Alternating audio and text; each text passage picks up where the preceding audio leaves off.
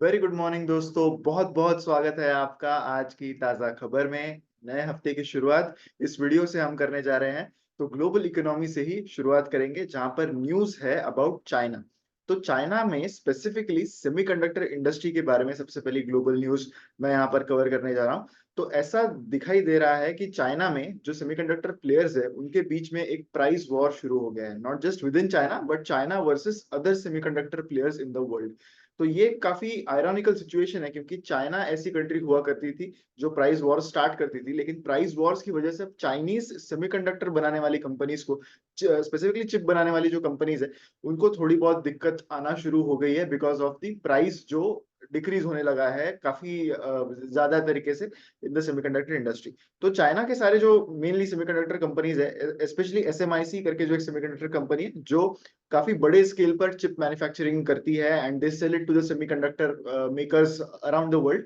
तो उनकी तरफ से ये न्यूज आई है, उनके कुछ ऑफिशियल्स का ये कहना है कि बहुत सारे सेमीकंडक्टर्स के चिप मैन्युफैक्चरर्स अब हो गए हैं जिस वजह से प्राइस में बहुत ज्यादा डिक्रीज आ रहा है एंड ऑब्वियसली इससे मार्जिन्स कम करने पड़ रहे हैं to the players who are manufacturing these chips.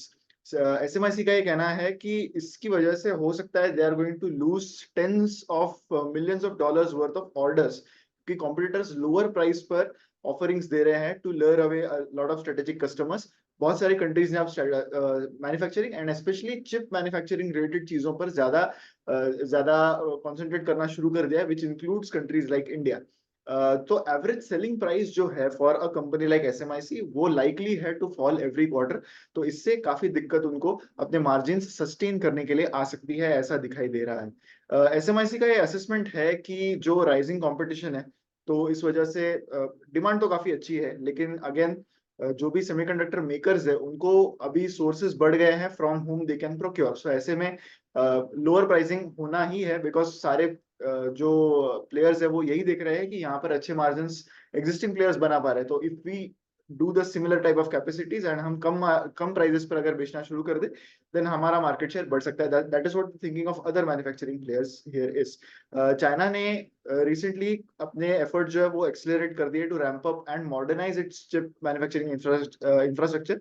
Given that अगर हम टीएसएमसी के कंपैरिजन में देखें, ताइवान सेमीकंडक्टर मैन्युफैक्चरिंग कंपनी, तो उसके कंपैरिजन में एसएमआईसी जैसे कंपनीज टेक्नोलॉजिकली थोड़े से इंफीरियर है। तो SMIC and other Chinese companies भी यही देख रहे हैं कि वो किस तरह से अपने जो सारे प्रोडक्ट्स है वो थोड़े और मॉडर्नाइज करे, अपने चिप्स ऑफरिंग्स जो है वो और मॉडर्नाइज करे and they can compete with players like TSMC.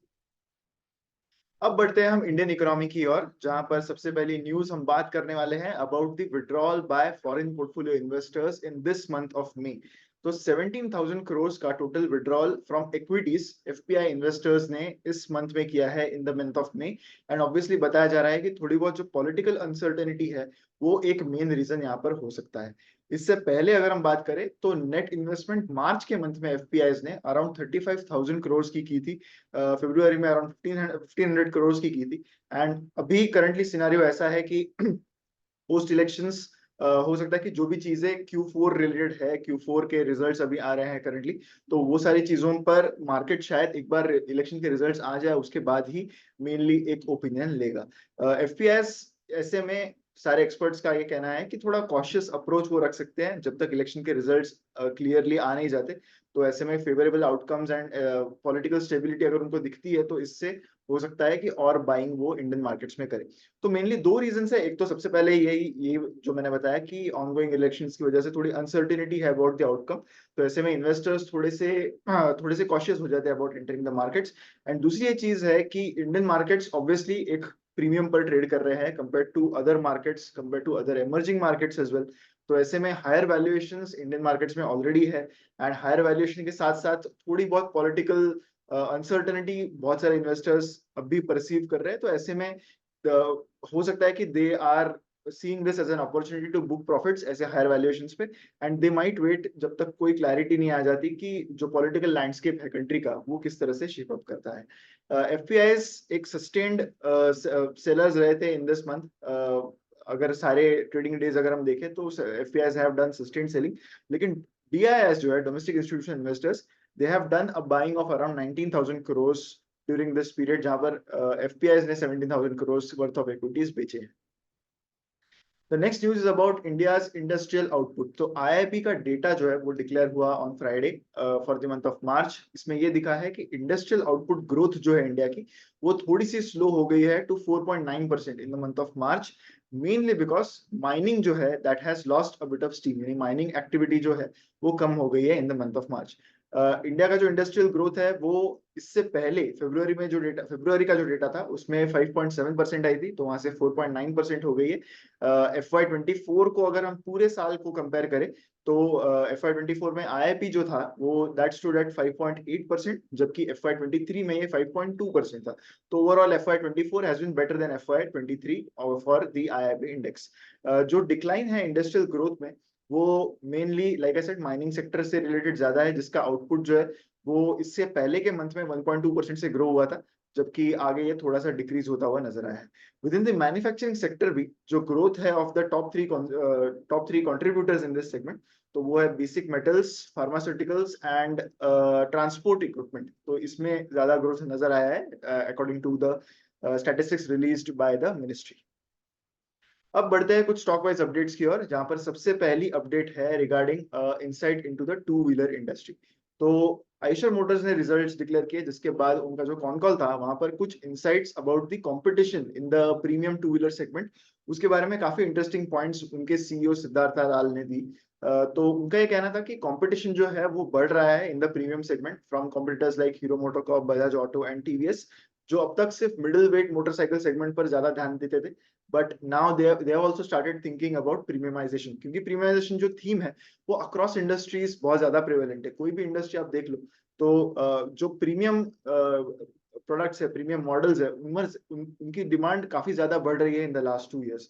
तो आइशर मोटर्स जो अपने रॉयल एनफील्ड के मॉडल्स के साथ आता है, they already cater to this specific segment, they cater mainly to this specific segment. तो यहाँ पर अब बाकी सारे टू व्हीलर्स भी जो है वो ज्यादा यहाँ पर नजर रखे हुए हैं, बट आइशर मोटर्स का ये कहना है कि इससे उनका मार्केट ही इंक्रीज होने वाला है एंड दे डोंट थिंक कि इस कंपटीशन से उनको ज्यादा फर्क पड़ेगा। सिद्धार्थ लाल ने ये कहा कि इससे मार्केट एक्सपांड होगा एंड ज्यादा फोकस आने लगेगा on the premium motorcycle segments.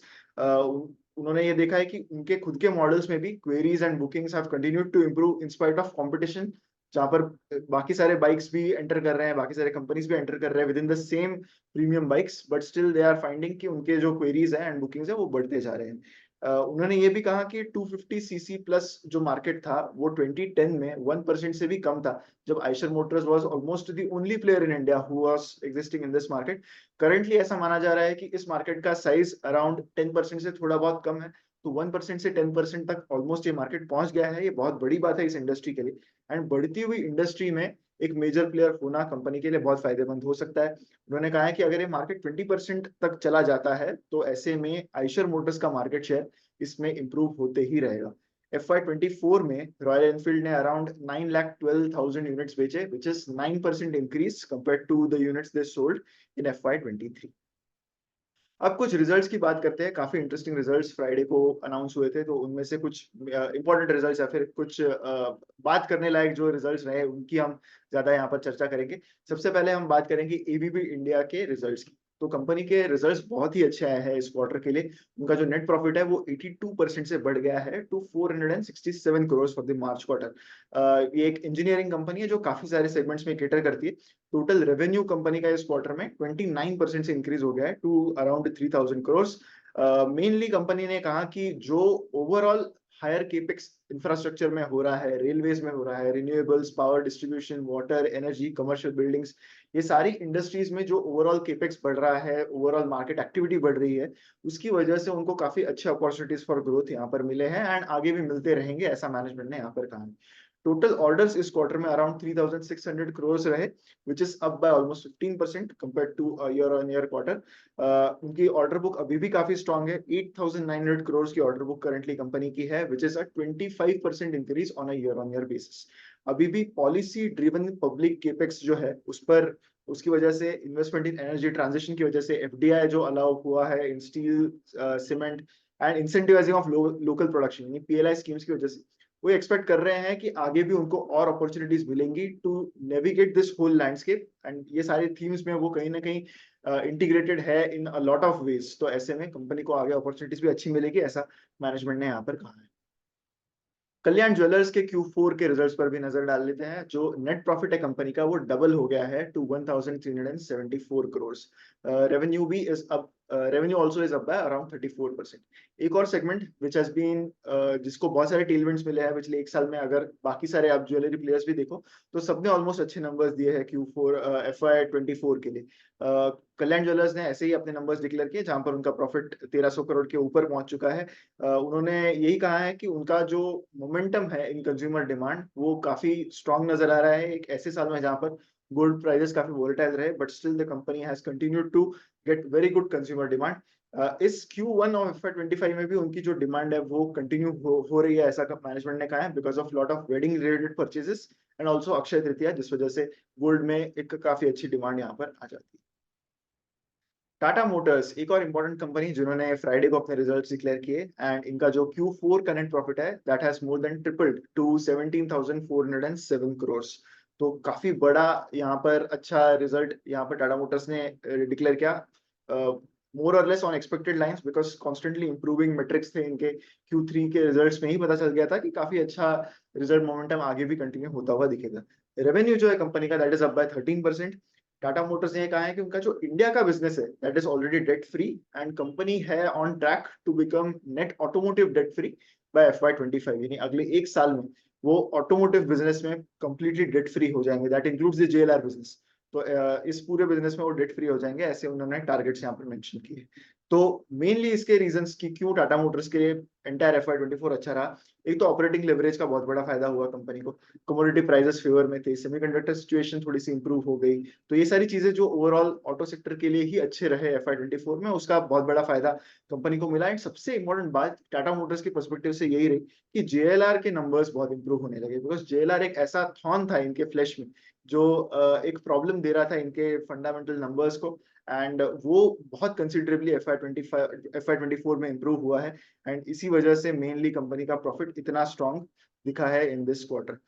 Company का revenue from operations like I said 13% से इंक्रीज हुआ है। डोमेस्टिक डिमांड उनकी फर्स्ट हाफ और FY25 में थोड़ी सी स्लो रहेगी, ऐसा कंपनी ने यहाँ पर बताया है। तो ये एक इंपॉर्टेंट गाइडेंस उन्होंने लुकिंग फॉरवर्ड गाइडेंस यहाँ पर दिया है। JLR के रेवेन्यूज की अगर बात करें तो इस क्वार्टर में इनके 7.9 बिलियन पाउंड्स के रेवेन्यूज रहे, which is a 11% increase compared to Q4 of FY23। 6% का राइज इनके Q3 FY24 के नंबर्स के कंपैरिजन में भी इस क्वार्टर में दिखा है, एंड JLR के FY24 के नंबर्स भी 29 बिलियन पाउंड्स रहे, which is a 27% increase compared to the previous year। So काफी अच्छे नंबर्स ओवरऑल अगर हम देखें तो, एंड अगेन उन्होंने यही डिक्लेयर किया है कि उनका फोकस अभी भी रिटेल मार्केट पर ही है, एंड उनको जो डबल डिजिट एबिटा है उनका वो सस्टेन करने की कोशिश करने वाले हैं, and positive free cash flow बनाना है उनको in the passenger vehicle business. So that is it for today's news. अब हमारे फाइनल सेक्शन पर हम बढ़ेंगे, that is the believe it or not section. सो a lot of you might be aware Friday ko Jim Simmons passed away. Now Jim Simmons is considered one of the greatest investors of all time, and he is considered the pioneer of quants investing. So quantitative techniques से investing कैसे करना है, इसमें ही is considered a very very big brain behind it. In fact before very late in his career उन्होंने अब तक कभी इन्वेस्टिंग के बारे में सोचा भी नहीं था। Very late in his career he started thinking about investing from a quantitative approach. उनका जो परफॉर्मेंस है ऑफ रेनेसांस टेक्नोलॉजीज करके उनकी जो कंपनी थी उसमें मेडालियन फंड करके उनका एक फंड था।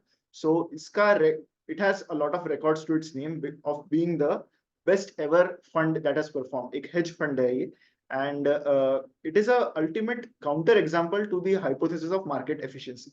तो मार्केट एफिशिएंसी की जो थियरी होती है उसको बहुत बड़ा एक क्या कह सकते हैं काउंटर एग्जांपल के तौर पर ये जो फंड है ये आया था।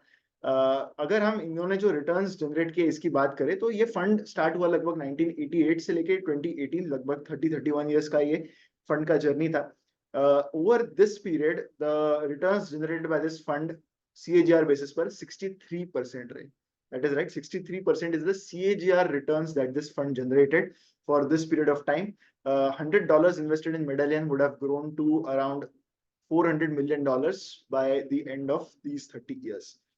बहुत स्टैगरिंग नंबर है, एंड ये जो फंड का परफॉर्मेंस रहा है that has been a very debatable issue for a lot of people, जिन्होंने हमेशा से ये हाइपोथेसिस लाया है कि मार्केट में एक एफिशिएंसी होती है, मार्केट में जो मीन रिवर्जन है आपके फंड्स का वो कभी ना कभी होता है। ये सारी चीजों पे this that has not applied to this fund, it seems from what a lot of people have analyzed. एक अलग चीज इनकी ये रही कि they used to compulsorily give back the return that they have earned because उनका यही मानना था कि फंड अगर एक साइज के ऊपर चला गया तो उसके बाद उनको उतने अच्छे रिटर्न जनरेट करना बहुत मुश्किल हो जाएगा। इस वजह से उनका एक अप्रोच अलग रहा था। सो ये कंपाउंडिंग जो था यहाँ पर वो हमेशा जारी रहेगा ऐसा नहीं था। एक साइज तक ही वो अपने फंड को सीमित रखना चाहते थे। And during this 31 year period जहां पर ये मेडालियन का जो फंड था ये इन मार्केट रहा, इसमें एक भी साल में इस फंड का जो है रिटर्न नेगेटिव नहीं रहा, including the .com crash and the financial crisis of 2008। ये ऐसे सालों में भी the fund had outperform the market by a very huge margin. In fact ये सारे साल में भी इनके जो रिटर्न्स थे they are I think I guess more than 30-40%, जबकि पूरा मार्केट जो है वो क्रैश हुआ था। तो ये एक बहुत ही एनामोली है ये fund into the insides of investing. हमें जो भी इन्वेस्टिंग के बारे में पता है उसको ये फंड ने एक तरह से गलत प्रूव करने की जरूरत रखी है हमेशा से। And despite this remarkable performance, जो फंड का बीटा है एंड फैक्टर लोडिंग्स है वो सारे हमेशा नेगेटिव रहे। तो इससे मेडलियन का जो परफॉर्मेंस है इस फंड का वो ऐसा नहीं इंटरप्रेट किया जा सकता कि ये एक प्रीमियम दे रहा था फॉर रिस्क बियरिंग। ऐसा नहीं था कि ये बहुत ही रिस्की फंड था इस वजह से इनको ज्यादा रिटर्न्स मिले। तो ये हाइपोथेसिस भी इस फंड ने जो है वो निगेट किया है। And to date, there is no adequate rational market explanation for the performance of their funds. So that remains a very big anomaly. 63% ka returns over a period of 30 years. That has been the kind of journey that Jim Simmons had with this Medallion Fund. Like I said, considered one of the biggest and the greatest investors of all time because of his quantitative strategies in investing. So that is it for today's आज की ताजा खबर। मैं आशा करता हूँ कि video आपको अच्छा लगा होगा। अच्छा लगा है तो लाइक जरूर कीजिएगा एंड कमेंट्स में मुझे बताइए कि आपको कौन सी चीजें अच्छी लगी एंड शेयर भी कीजिए with maximum people. Election year coupon code हमारा अभी भी जारी है, तो मैं आशा करता हूँ कि आप इसका फायदा जरूर उठाएंगे। investor.in वेबसाइट जरूर विजिट करेंगे एंड हमारे रिसर्च प्रोडक्ट्स को सब्सक्राइब करेंगे। मिलेंगे हम जल्दी अगले वीडियो में। Thank you so much.